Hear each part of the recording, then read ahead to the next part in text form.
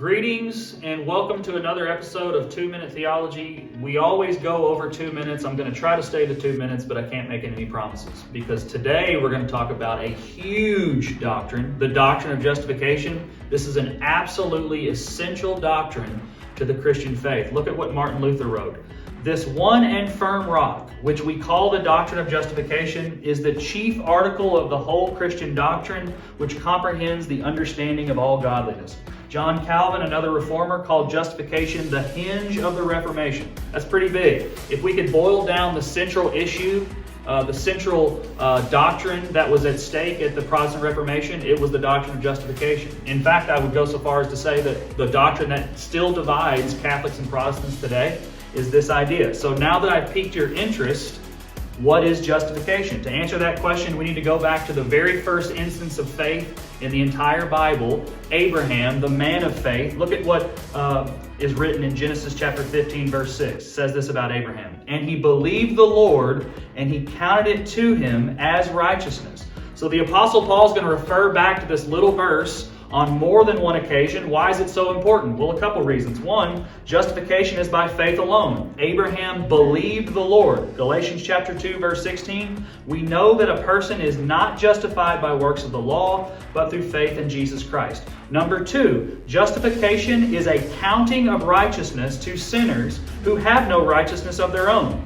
God counted Abraham's faith to him as righteousness. Romans chapter 4, verse 8. Blessed is the man against whom the Lord will not count his sin. Because we have sinned, we are guilty before God. We are stained with sin. We cannot wash it clean. We want to justify ourselves and we can't. Here's something to remember. Sinners are incapable of self-justification. We try to self-justify, but we can't before God. We need someone to count us righteous before God because we are not righteous. This is where Jesus comes in. And this is why every Christian should know the word imputation. If you don't know that word, you need to learn it today. The Greek word logizomai means to impute or to pass to one's account or to reckon. Like, for instance, Romans chapter 4, verse 5. After citing Abraham, Paul says this, and to the one who does not work but believes in him who justifies the ungodly, his faith is counted or imputed as righteousness. Therefore, don't miss this,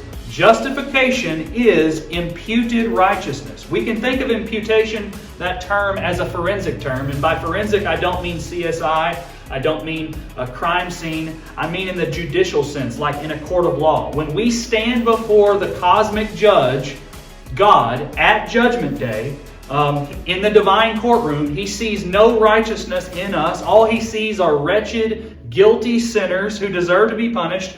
But by faith, God counts us righteous even when we're not. How does He do that? Well, the gospel includes a double imputation. On the cross, Jesus was counted guilty when He really wasn't.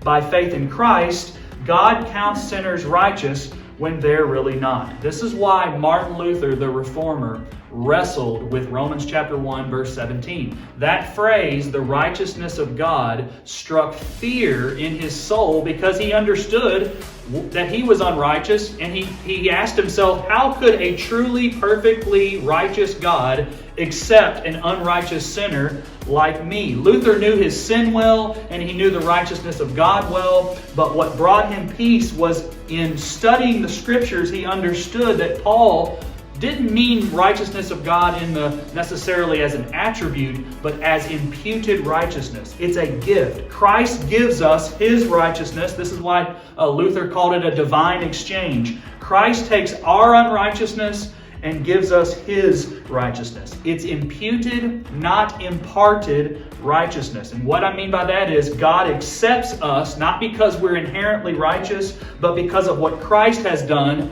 on our account. We are clothed in the righteousness of Christ. This is why Martin Luther called it alien righteousness. I love that phrase.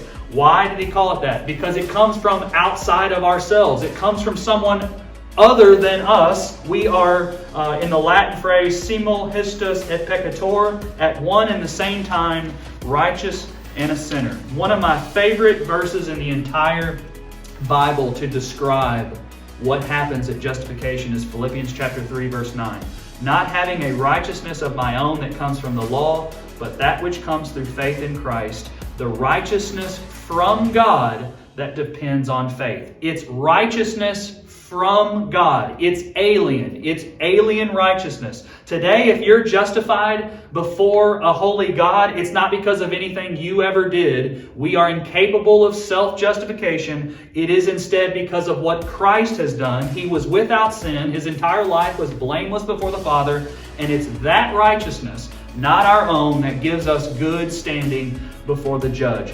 Jesus gives us His righteousness. It's imputed righteousness from the Son of God in His obedience, His life, that was pleasing to the Father, given to us. This is the doctrine of justification, and I hope that this gives us a deeper, richer, fuller understanding about the gospel of Jesus and just how much it took Christ to save unrighteous sinners purely by His grace.